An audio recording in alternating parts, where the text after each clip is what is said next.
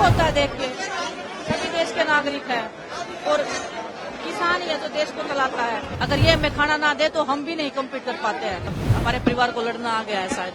सरकार को भी बड़ा दिल दिखाना चाहिए इस मामले में।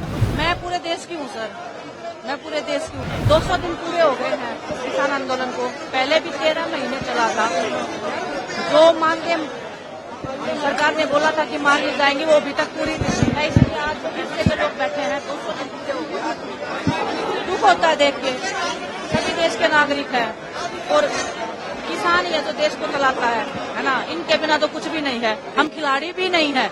अगर ये हमें खाना ना दे तो हम भी नहीं कम्पीट कर पाते हैं। तो बस लाचारी महसूस होती है कई बार कि हम कुछ कर नहीं पाते हैं। हम देश को रिप्रेजेंट करते इतने बड़े बड़े लेवल पे, लेकिन अपने परिवार को दुखी देख के हम कुछ कर नहीं पाते हैं। तो बस सरकार से यही निवेदन है कि सुनना चाहिए। जैसे आपने पिछली बार अपनी गलती मानी थी, आपने माना था कि कुछ गलत हुआ है, उसके बाद आपने जो वादे किए थे वो पूरे करने चाहिए।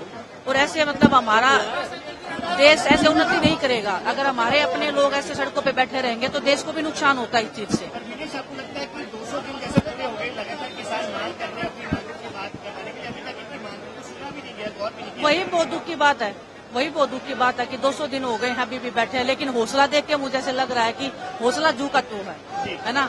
जब लंबा कोई आंदोलन चलता है तो लोगों में एक उम्मीद टूटने लग जाती है। क्योंकि हम ऐसी जगह से निकले। जब हम दिल्ली में बैठे थे तो हमारे भी हौसले ऐसे होते था कि पता नहीं कब मानेंगे, है ना।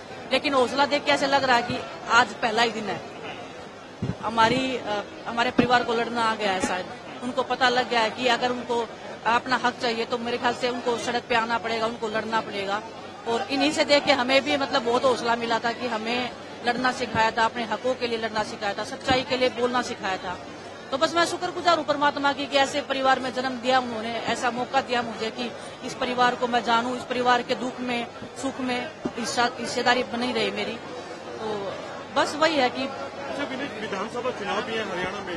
सर मैं जो चल रहा है उसका असर सीधा तौर पर मुझे नहीं पता पॉलिटिक्स किसानों का। से जुड़ा हुआ मुद्दा है। किसान जो है वो काफी ज्यादा नाराज हो रहे हैं। मुझे पॉलिटिक्स का इतना नॉलेज नहीं है, सच्चाई बता रही हूँ। कभी इतना उसमें डीप में गई नहीं हूँ। आप खेलों की पूछोगे तो मैं बता सकती हूँ। लेकिन हर जगह पे किसान है ना। वो अगर नाराज है तो आपको वो खिलाड़ियों पे भी नुकसान होता है। अगर वो हमें खाना नहीं देंगे, मैं वही बोल रही हूँ, अगर वो हमें खाना नहीं देंगे तो हम कैसे कॉम्पीट करेंगे। लेकिन वो इतने निर्दयी नहीं है। ये खाना देते हैं पूरे देश को। इतना सब होने के बाद भी ये लोग खुले दिल से पूरे देश को आज भी अनाज दे रहे हैं।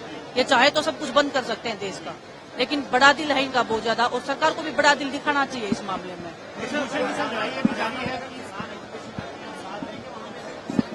क्यों नहीं देंगे? मैं खुद, मेरी माँ ने खुद किसान मतलब खेत में काम, मैंने खुद खेत में काम किया है। मैं ओलंपिक में बाद में गई हूँ, पहले मैंने खेतों में ही काम किया है ना। तो दुख होता है यही देख के कि क्योंकि लोग ऐसे, कोई भी अपना घर परिवार छोड़ के नहीं बैठता है। हम भी दिल्ली में बैठे थे तो मजबूरी में ही बैठे थे। हर कोई मजबूरी में बैठता है ना। इनके पास खेत है, अपने काम कर सकते हैं। ये देश की उन्नति में बहुत बड़ी भागीदारी हमारे किसानों की है। और वो अगर सड़क पे बैठते हैं तो देश को भी नुकसान होता है इस चीज का। सर ये मैं इस चीज के ऊपर बात नहीं करूँगा। मैं अपने परिवार के बीच में आई हूँ। आप लोग अगर इस चीज को घुमाओगे तो इनका जो लड़ाई है, इनका जो संघर्ष है, उसको आप बेकार करोगे। मेरे पे फोकस नहीं है आज मेरे पे फोकस नहीं है आज मेरे पे फोकस नहीं है। आज हमारे इस किसान को के ऊपर फोकस होना चाहिए आपका। ये मेरी रिक्वेस्ट रहेगी आपसे बस। मैं पूरे देश की हूँ सर, मैं पूरे देश की हूँ। मैं खिलाड़ी हूँ, मैं एक भारत देश की नागरिक हूँ। किस स्टेट में इलेक्शन है उससे मेरा कोई मतलब नहीं रहता है कभी भी। मेरे को बस एक ही पता है कि मेरा देश का नुकसान हो रहा है। मेरे देश के जो किसान है वो परेशान है। उनकी समस्याओं का हल होना चाहिए और सरकार की फर्स्ट प्रायोरिटी ये होनी चाहिए कि इनका हल होना चाहिए।